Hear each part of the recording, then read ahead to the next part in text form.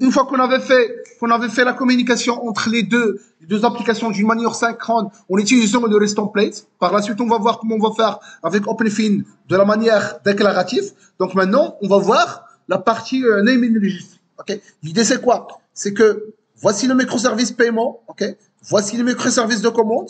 Okay. Donc ça, c'est le microservice de paiement. Et ça, c'est le microservice de commande. Okay. Alors, d'ordinaire, pour les deux microservices puissent communiquer, ils doivent savoir, par exemple, pour que le paiement récupère la commande en se basant sur la référence, il doit savoir l'adresse IP et le port de ce microservice. Okay. Imaginons ça sur localhost, okay. 80, 80, alors que celui-ci, c'est 80, 90. Okay. Donc, le microservice de paiement, il doit savoir l'adresse IP, localhost, et le port, ça veut dire 80-80, pour qu'il puisse communiquer, pour qu'il puisse récupérer la commande en se basant sur la référence de la commande. Okay. Mais ça, c'est un petit peu pénible. Pourquoi? Pour deux raisons. La première raison, si le serveur change d'adresse IP au port, okay, il n'est plus sur le même serveur, ça veut dire qu'il n'est plus sur le localhost, okay, ça pose un problème. La modification va être propagée ici, ça veut dire que ici, tu dois modifier l'adresse IP de l'invocation. Okay, ça veut dire le 80-80. Ça c'est la première des choses. La deuxième des choses, imaginons qu'on a deux instances de ce même microservice. Ça veut dire, au lieu que ça soit simplement sur le 80-80, elle est maintenant sur le 80 et le 81.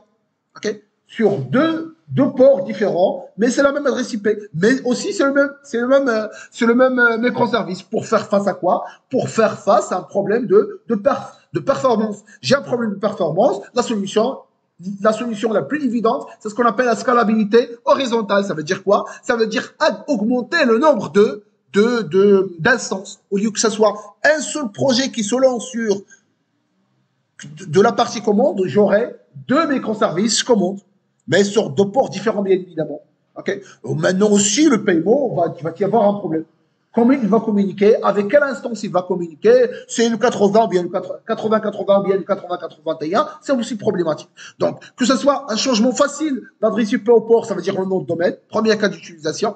Deuxième scénario, c'est quoi? C'est que j'ai plusieurs instances du même microservice. Aussi, ça pose un problème, okay? Parce que je vais pas savoir avec quelle instance je vais communiquer. Okay? Donc, d'où l'intérêt d'introduire un concept très intéressant qui s'appelle le naming registry. Alors, le naming registry, c'est quoi? Au lieu de communiquer directement avec l'adresse IP port, non, je vais introduire un autre projet Java. Okay? Bon, un autre projet Java ou autre, ben, c'est ce qu'on appelle un cloud native, ça veut dire un projet Java qui joue le rôle d'un cloud. Okay? On va voir les services de cloud, qui est le service registré qui joue ce même rôle. Okay? Mais ça, c'est ce qu'on appelle un cloud native, ça veut dire un cloud, mais sous notre contrôle. C'est pas un site de AWS qui va faire ce rôle, mais plutôt un projet Java qui va faire ce rôle. Okay? C'est ce qu'on appelle un naming registry, un NR, okay? Qui joue le même rôle d'un DNS. Okay? DNS, il fait quoi? Il fait une association entre un nom et une adresse IP. Okay? Et lors de la communication avec les sites, etc., je vais communiquer plutôt avec les noms, c'est plus pratique, c'est plus humain. Par contre, les adresses IP, c'est pas trop pratique.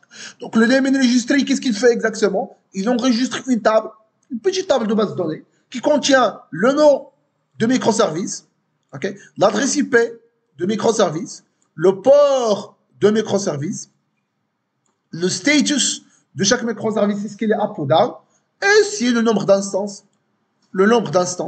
Combien d'instances vous avez? Ça veut dire quoi? Ça veut dire que ce microservice, ça s'appelle MS Command, ok? MSC, ok? Ça veut dire MS Command. L'autre instance, il porte aussi le même nom. C'est vrai qu'il s'exécute sur un autre port, mais aussi il porte le même nom. C'est le MSC, c'est le MS Command. Et si c'est un MSP, ok? Donc, qu'est-ce qu'il va faire? Il va vous dire que le MSC, ça veut dire le microservice de commande, elle est là, il est sur le port, sur l'adresse IP bien spécifique, elle est sur deux ports, le 80-80 et le 80-81. Alors, 80-81 et 80-81. Ok? Ça, c'est le statut. Le statut, il est up. Ok? Ça veut dire que l'ensemble, via des des heartbeats, à chaque fois, je vais contrôler est-ce que l'instance en question, elle est up ou down. Et le nombre d'instances, c'est 6 et 2.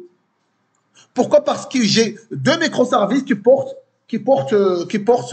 sont sur deux ports différents, mais qui portent le même nombre de microservices. Ça veut dire que c'est la même chose. Okay? Mais bien évidemment, sur deux ports différents. Donc, ça, c'est la logique. Okay? Donc, techniquement parlant, comment ça marche? Il suffit de créer un projet ici, Java, okay? Avec une dépendance de Eureka Server. Celui-là, c'est une dépendance Eureka Client. Eureka Client. Et automatiquement, je veux voir deux étapes. Première étape, c'est que l'ensemble des microservices vont s'enregistrer auprès de mes registres. Ça, c'est la première étape. C'est ce qu'on appelle registre. Okay? Ça veut dire, à chaque fois que tu te lances, tu t'enregistres auprès de Name enregistré. Automatiquement, il va s'enregistrer dans cette petite base de données. Okay? Dans cette petite table, il va s'enregistrer. Au démarrage aussi de ce microservice, la même chose, il va s'enregistrer.